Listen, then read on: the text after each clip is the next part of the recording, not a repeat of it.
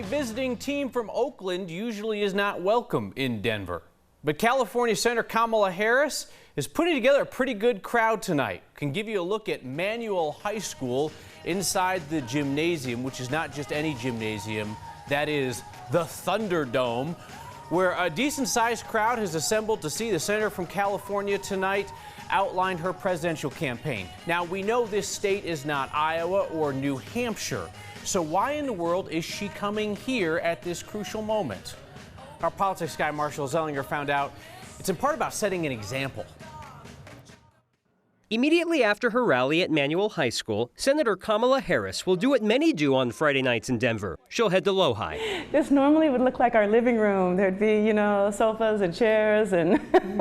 Wanda James had to clear space to make way for a presidential candidate. Lisa and I sat down and talked and said, it would be a powerful move to be able to bring her here and have a host committee made up mostly of women that are changing the conversation. James, the first African-American owner of a pot dispensary, and former mayoral candidate Lisa Calderon are hosting a fundraiser for Harris's presidential campaign. Women of color often are the factors whether to turn an election one way or another, yet we're often overlooked in the importance of running for office ourselves. Contributions to attend the fundraiser where Harris will talk from that raised spot are between $500 and $2,800. Our goal is to help her raise $100,000 plus, introduce her to many people who may not have met her yet or had the chance to speak to her. Being in the home of one of Colorado's marijuana matriarchs is sure to put attention on Harris's position on pot. There's currently a bill in the Senate to give pot shops more flexibility in banking. Her campaign is aware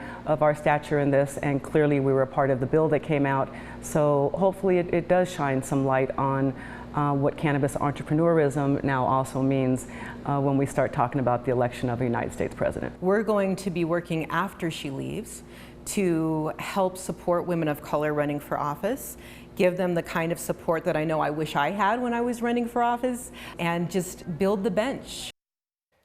If you ever want a spotless house, Kyle, host a presidential candidate and it will get clean lickety-split. We still see a lot of waiting to be had here at the rally, and this is where things get nervous because I was told that Kamala Harris will be flying to Nevada tonight, and if she's late on the rally, that means she'll be late at the fundraiser, and possibly that's going to condense the time, and this is real-time politics. I wonder which one they'll condense, the rally or the fundraiser. Marshall's too polite to answer that. All right, thank you.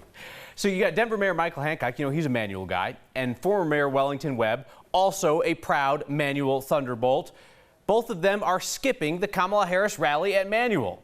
We were like, well, why? Why won't you go to that? Webb tells us that he thinks that Harris is a great candidate, but he's sticking with the Colorado candidates, Hickenlooper and Bennett. Hancock is in for Team Hick, but his people said he sends his respect to Senator Harris. Former Governor Hickenlooper says he does not want to run for Senate, says he is not cut out for the job. But just in case Hickenlooper decides to run for the job that he does not want and would not be good at, a political ally has reserved him some website addresses. Curtis Hubbard, a political consultant, reserved several Hickenlooper for Senate web addresses today. Hubbard swears he did this on his own and that it's not a signal that Hickenlooper is dropping his faltering presidential campaign to run against Republican Senator Cory Gardner. 17-year-olds in Colorado can get a preview of politics. They can vote in primary elections now if they're going to be 18 by Election Day. That new law took effect today. There's another fresh law that could shine some light on secret campaign donations. So super PACs, those committees that produce political ads with the scary music and the unflattering images of candidates, those super PACs will have to reveal who gives them money if the check is $10,000 or more. Till today, those contributions could stay hidden. Illegal Pete's has defeated the state of Delaware. All kinds of companies incorporate in Delaware because of business-friendly rules. But Delaware was not friendly to Illegal Pete's. Said the name could be a derogatory reference to people in this country illegally. The restaurant owners insisted it was just like an old family nickname, a saying, and they sued over it. The state of Delaware has now backed down. Rocky Flats files that were supposed to be made public after years of secrecy are now missing. And the story of their disappearance is my recommended read for the day. So think back to 1989. The FBI raids the Rocky Flats nuclear weapons plant. The Westward article I'd point you toward looks at Colorado's first ever special grand jury, which was brought together to consider the evidence seized at Rocky Flats by the FBI. Westward chronicles the developments that came after that up through this year, when an attorney asked that those files be unsealed, only to learn that the Department of Justice says it can't find them. We have a link to that article on the next Facebook page. There is a scene in Lakewood that seems straight out of a Dr. Suess book. The gardens at Kendrick Lake have a pair of roughly 25-foot tall plants with these big, bushy, bright yellow flowers. The blooms are rare, and they're hard to miss.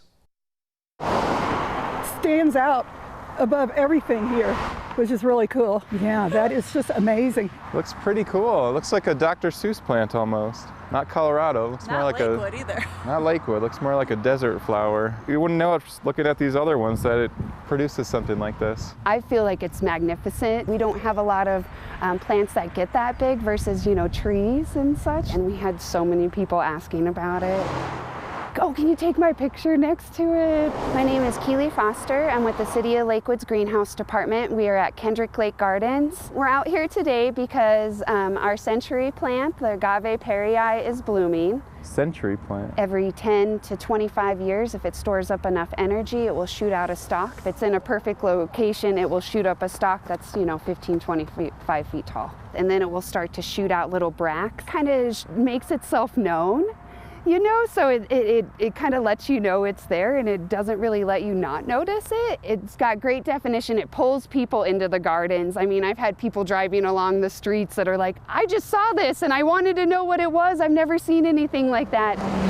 Especially here in Colorado, they're extremely rare. I would urge people to come out here and see it. It's got about maybe another 2 weeks of bloom time on it. We've made it our mission with our central irrigation to really cut back on our water use.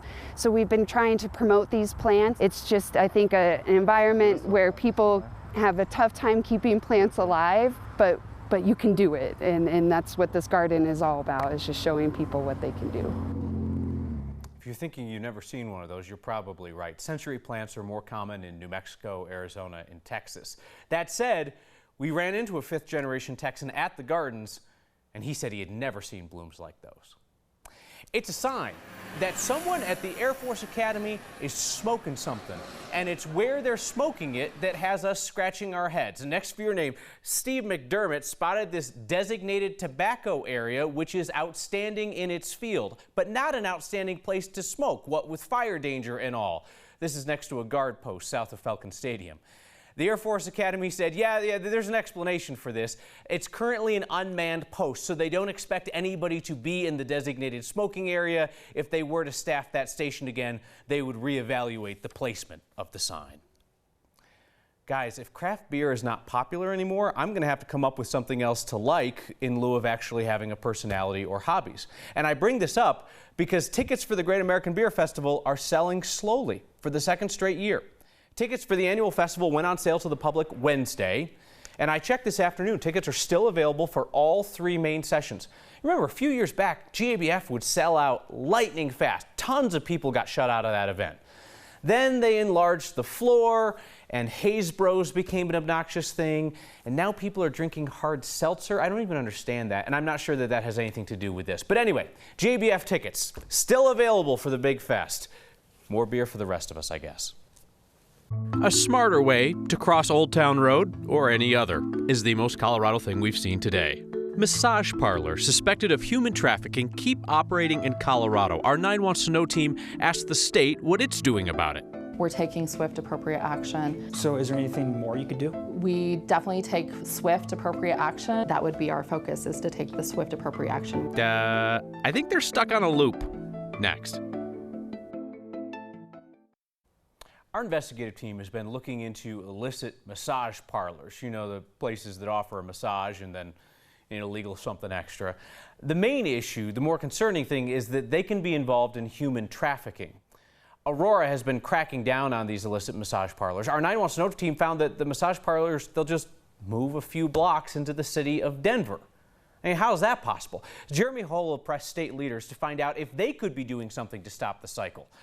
And one official in particular found a fancy way to tell Jeremy they're not doing much.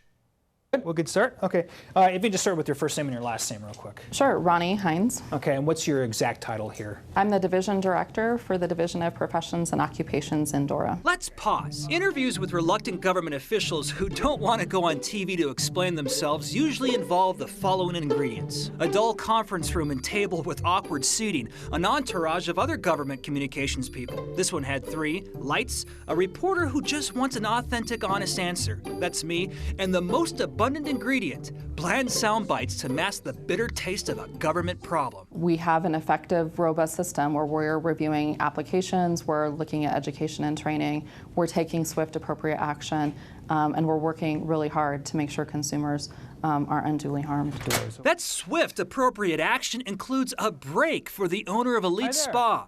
The city of Aurora kicked her out for hiring unlicensed masseuses. And actually that girl, she had half license. She just didn't finish. She got to keep her state massage license after paying a $2,000 fine, making her one of 13,000 licensed massage therapists in the state. So do you guys have inspectors out there in the field checking up on these people? We focus on the complaints that we get. We do have the ability to conduct investigations if we need to, but we really value our partnerships both with the public who provide us information, as well as our sister law enforcement agencies that are often great partners in us taking swift action. No swift action here. The city of Aurora banned the owner of Massage Me because of multiple online sexual reviews about her shop. So I have no idea about that. Nye wants to know learned she has an active state license after getting certified through a now defunct trade school. American International Beauty College decided to shut down after the state revoked its accreditation, partially for selling credentials. We found about 80 people that are currently licensed by your agency that got certificates from these defunct schools. Are you aware of that? Thank you for bringing it to my attention. I would have serious concerns. The owner of Massage Me passed a state-required massage test given in Spanish or English.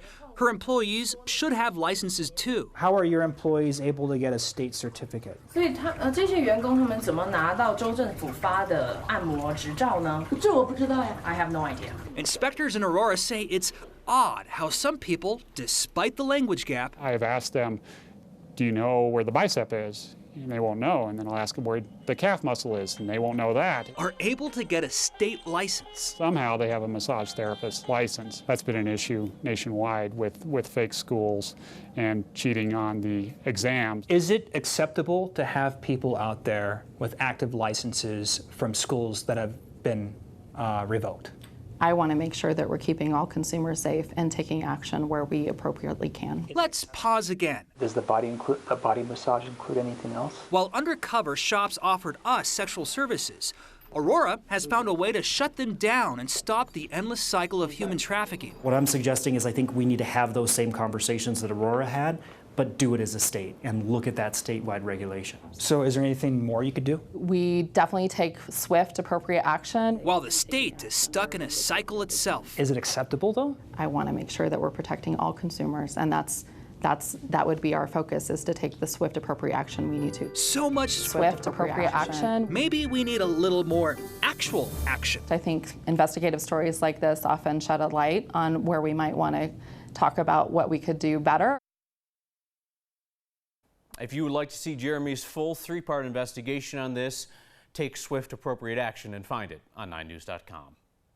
School's about to start up, which I guess isn't normally good news. Good news is all about perspective. It'll be nice to have, the swing of things start up again. And you guys have the right outlook and a new way to safely cross traffic in Colorado. What do you think? Yay or nay? I'll show myself out next.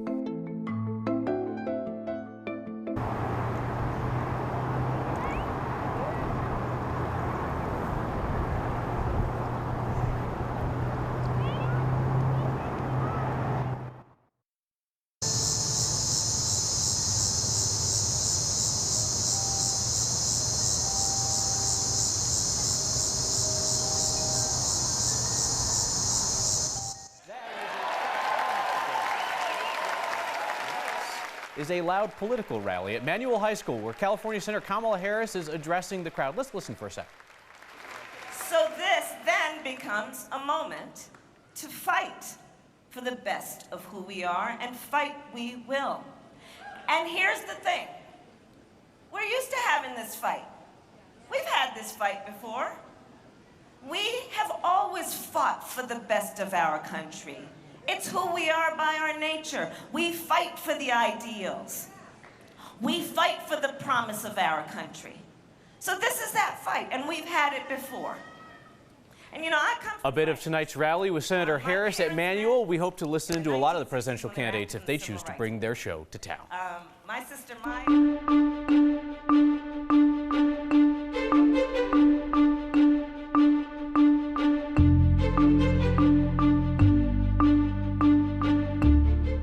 Meteorologist Danielle Grant here in the backyard because it is such a beautiful Friday afternoon, evening.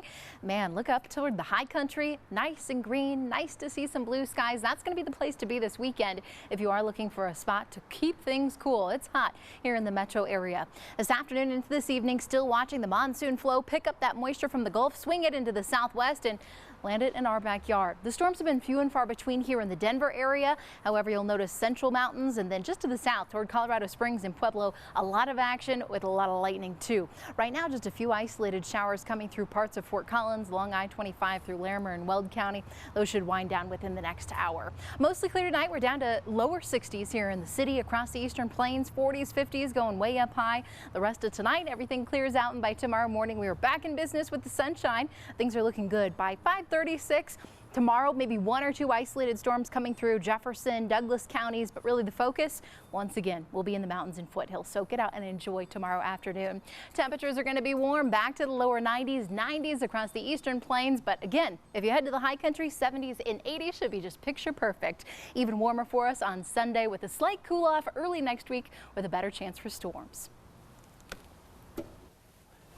The most Colorado thing we've seen today are people in Fort Collins who are on their high horse and have no need to get down anymore. And that's because the city of Fort Collins and Larimer County put in an equestrian button at the Pruder Trail crossing at Taft Hill. So no more need to dismount in order to safely cross. Just reach over or up, depending on the size of your horse, and activate the flashing crossing lights. Every Friday ends with your good news, and that's next. We get your good news this week from a place celebrating some of its own. CU Boulder's National History Museum just got national accreditation. This is the CU Museum of Natural History. We just got AAM accredited, so that's super exciting. We're considered a medium museum, but we are pretty small. You've seen we just have a few exhibit halls. Well, this one's an archaeology kit for schools that are too far away from Boulder. I guess the good news of the day is that all my friends and family are healthy and happy. Well, we just got new coffee carafes, and they're super shiny, and there's no dents in them, so that's exciting for me. Well, it's a beautiful day. Yep. And school's about to start up, which I guess isn't normally good news, but it'll be nice to have, the swing of things start up again. I got a bike packing trip I'm going to be going on. I just verified it today, so that's what I'm stoked for. I get to go camping and biking at the same time. You're removed, and you don't have to think about much other than going forward. Everything that I've seen, all the people here are so kind and so generous, and really they do everything in their power to make sure that everyone has a chance to learn here. So being able to hold up to the standards of other large museums like Denver Museum of Nature Science is pretty exciting. John writes, your blazer is like if Iron Man was a news anchor in the 1970s.